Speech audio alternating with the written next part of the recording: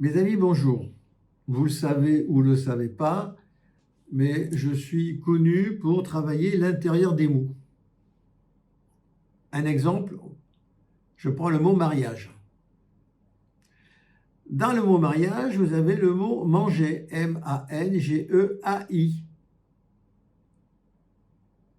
C'est-à-dire que peu à peu, la relation amoureuse dans le mariage commence à changer avec la venue de l'enfant.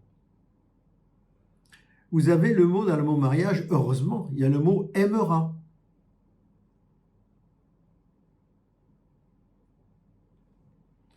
Mais aimera, où cela amènera. Également, le mot rager, R-A-G-E-A-I. Ah. Là, ce n'est plus la vie amoureuse du début du mariage. Il y a des moments où on rage. Également, égara, E-G-A-R-A. Vous êtes marié, c'est trop tard, vous pouvez vous rendre compte de l'erreur.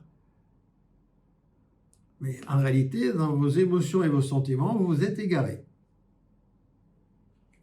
Toujours dans le mot mariage, il y a le mot aéré. Pourvu que cela dure, que ça reste aéré, léger et joyeux, pourvu que cela dure. Et également le mot grima, grimer, du verbe grimer, grima, G-R-I-M. Il va falloir cacher vos réalités et vos sentiments secrets, intérieurs. On a beau être très intime, on a quand même un jardin intime à soi, on cache quand même des sentiments et des réalités qu'on ne va pas dire à l'autre. Et c'est une réalité. Il y a le mot migra, migrer, M-J-R-A. Alors parfois, on est marié, mais on a envie d'une autre vie. On aimerait être marié avec une autre personne ou repartir tout seul dans son coin. Migra. Et il y a aussi, toujours dans le mot mariage, le mot gémir. Oh, on gémit, on gémit. Et là, c'est la souffrance.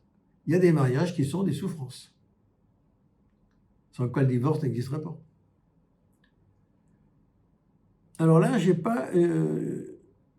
suis incapable de dire ce que j'ai écrit, que j'ai pris dans le mot mariage, mais je ne sais même plus ce que c'est. En fait, après, j'ai ajouté, il va falloir ramer. Ah oui, c'est ramer, R-A-M-A-I. Et j'ai ajouté, il va falloir ramer dans le mariage en vous adaptant à l'autre. Voilà ce que des mots bien ouverts peuvent apprendre aux gens. Évidemment, il ne faut pas trouver n'importe quoi. Il faut faire attention que ça corresponde à des réalités. Alors, en alchimie, on appelle ça le langage des oiseaux, le langage du cheval, le langage des poètes, etc., etc. On vous cite Rabelais, on vous cite les alchimistes. Mais dans tous les mots, de toutes les langues, c'est comme ça. Et la langue française est très riche là-dedans. L'intérieur des mots est importante. Les deux premiers que j'avais trouvés, c'était le monde. Alors on me regardait, qu'est-ce qu'il a le monde? Je disais, si vous le retournez, ça fait le démon. Alors là, ça commençait à calmer un peu les rires et les interrogations dans la salle. C'est quand même fort, nous vivons dans le monde. Quand on retourne le monde, ça fait le démon. Même si on ne croit pas à Dieu, si on ne croit pas au diable, on commence à se poser des questions quand même. Voilà. Et tout est à l'avenant. Tout est à l'avenant. Bon, maintenant, pour terminer, je vais vous transmettre tout simplement des énergies d'harmonie divine.